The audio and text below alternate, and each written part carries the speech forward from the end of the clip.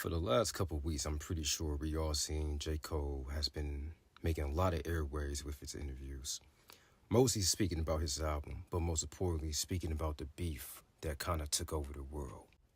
But it seemed like some people just don't like or want to understand his viewpoint around the beef. In most interviews, he has addressed that his peace was disrupted by his own choices to respond and others pressuring him to respond. What you gonna do, Cole? My niggas like, boy, I must have had 1,000 missed calls. Oh my fucking God. Text flooded, I couldn't even answer my shit. Nigga, it's wartime, boom, boom, boom, right? Before we start, I understand the whole he did say that he was the best, and he did say that he wanted smoke. I understand that. I also understand, yes, he dropped 7-Minute Drill. But even when I go back and listen to 7-Minute Drill, it comes off like a friend making slight jabs and jokes with a little bit of insecurity, can't lie. But don't get it twisted.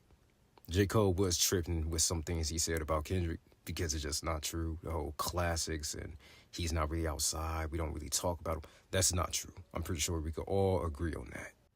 Since J. Cole has started his interview run, one thing that really stood out to me the most in his apology and the statements that he's been making in these interviews was that he felt flat out pressured to respond.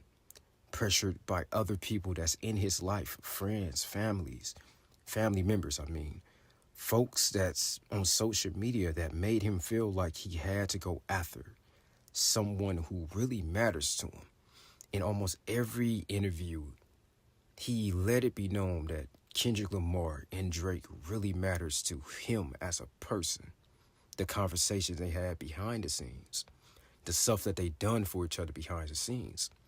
And it comes off very much he never really wanted to be involved in this in the first place, even though he had to be involved. 2 or 3 days before that, it was like, oh my, nah, this is terrible, because I felt like I misrepresented myself. You know what I mean? It's like all of a sudden I'm giving life to division and to negative storylines or negative perceptions on somebody that I fuck with and got love for. You know what I mean?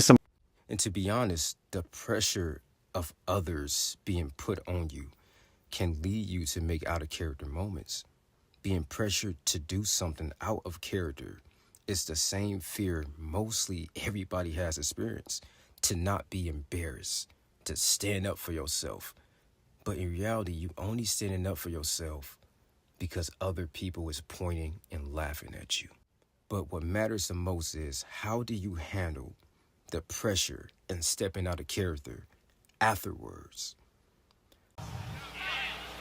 It's one part of that shit that make me feel like, man, that's the lamest shit I ever did in my fucking life, right? And I know this is not what a lot of people want to hear. Nobody should be surprised that J. Cole apologized. It's who he is.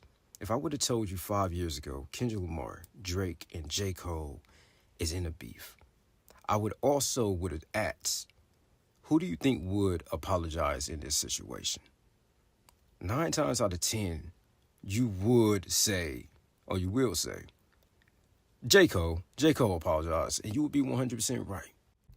Having friends and family push you to do something that's not in your heart can lead to you messing up your own inner peace. And that's one thing I'm really understanding with every J. Cole interview, that sometimes you have to ignore people.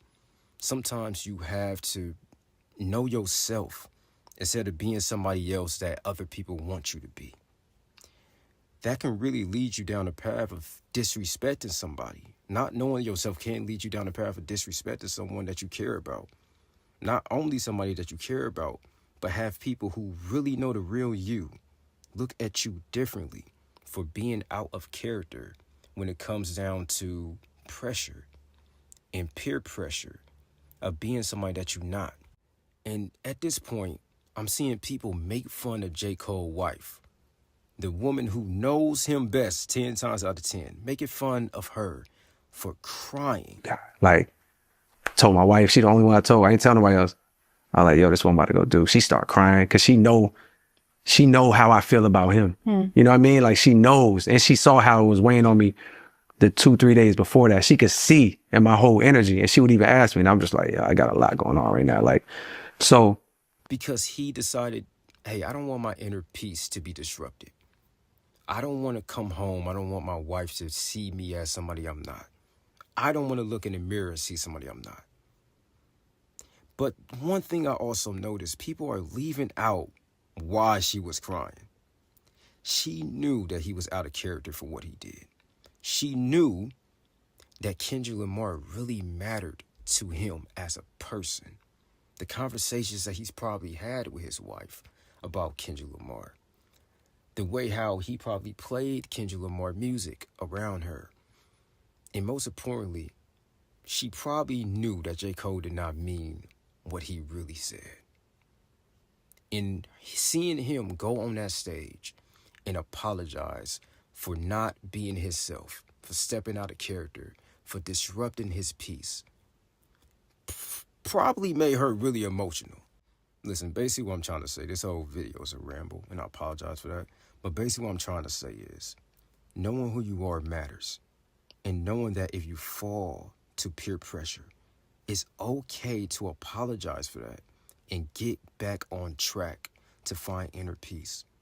The people who only push you to not be yourself is not worth your time. It should not be in your life. But the people who know who you are and appreciate you for the real you, for appreciate you for being a real you, they matter the most.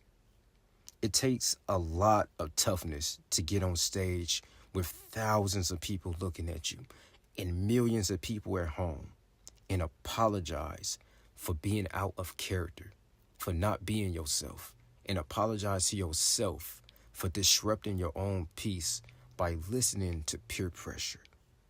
It takes a lot to continue to talk after that, do interviews about how I was not the person I should be, while the whole world is pointing and laughing at you. But long as you could look yourself in the mirror and recognize yourself and not recognize somebody who fell for peer pressure, being somebody that you're not, then that's all that matters, long as you know yourself. Other people don't have to know you, but you have to know yourself. Years ago, when I was moving incorrectly, and I pray that God align me back up on my purpose and on my path. You know what I mean? I pray that my nigga really didn't feel no way, and if he did, my nigga, I got my chin out. Take your best shot, I'm gonna take that shit on the chin, boy. Do what you do. You know what I mean? Like, all good. Like, it's love. And I pray that, I pray that y'all are like, forgive a nigga for like the misstep.